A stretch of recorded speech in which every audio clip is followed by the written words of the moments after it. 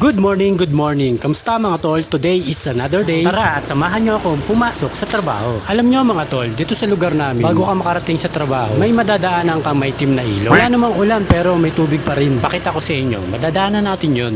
Ito yung sinasabi ko sa inyo mga tol. Tingnan nyo naman, di ba? Parang ilog. Pag ganto ng ganto ang dadaanan mo, malamang at sa malamang. Araw-araw din ang linis ng motor mo. Hindi lang pang pamilya, pang sport pa.